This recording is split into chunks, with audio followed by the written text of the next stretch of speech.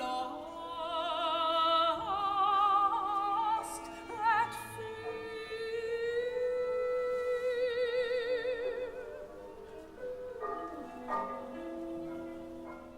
As a kid, I loved the sound of my dad's diesel car, and I could tell the different motors, and I loved being on a bus or in any kind of car when the windshield wipers were out of sync.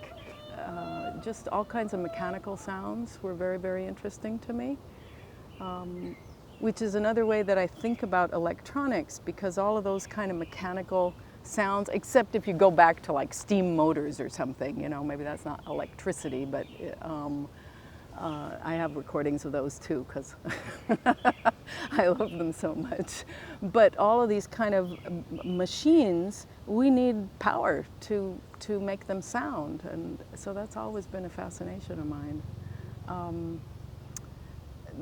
Yeah, and how do you notate that? It's a good question. It's still a question to me. I have things where there are instructions, or if it's working with a sound itself, then the sound file is the thing, you know.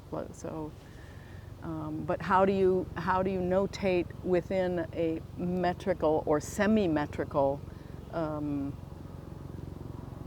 language something that has to be flexible to listen to the variances that happen in a sound like, you know, like the airplanes going over us.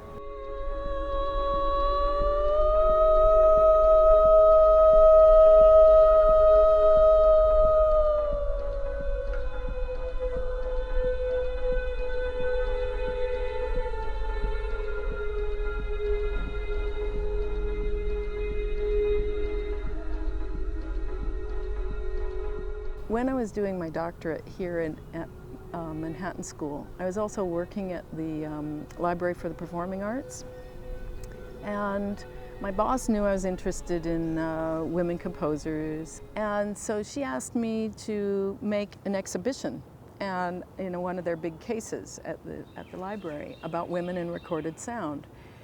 And it was a real learning experience for me, because what I was seeing when I'd go back and do the research was every single stage of recorded sound had female composers of that era. But when the technology changed, those female composers didn't get re-recorded on the new technology. And that still happens. It still happens. So we had a big, big push of recordings on LPs in the 80s and the 90s.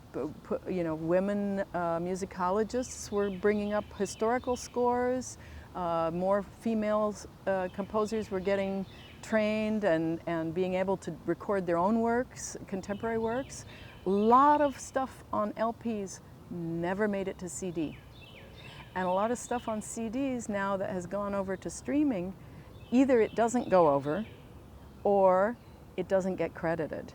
The streaming, the information is not good. You know, you could have a collection of pieces on a collection album, and maybe you just have last names. And how do you find out who's who? Or there's things like I have recordings with Monique Bouzarte in our ensemble Zanana. You can't search for Norderval on Spotify or these other streaming searches. It has to be only Zanana. And then maybe they credit me as a performer in the duo. You know, it's like, so there's a lot of problems with actually knowing what existed at various times and making it over to the next stage. Who decides what is worth keeping and archiving and keeping in the record.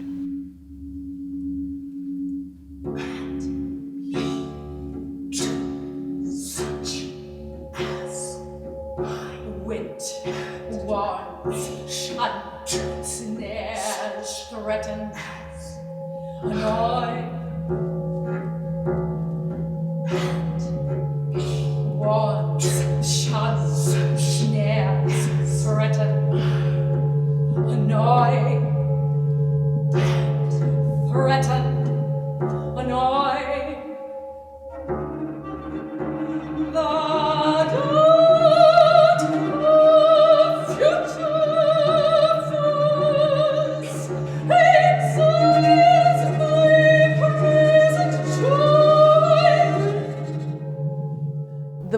voice is always flexible.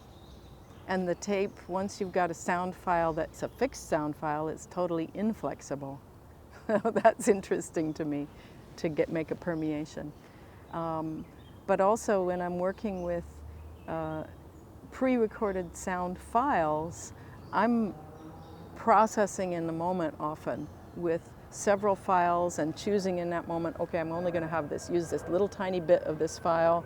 Now I'm going to expand it to the whole thing. Now I'm going to pitch shift. Now I'm going to delay, feedback, you know, pretty basic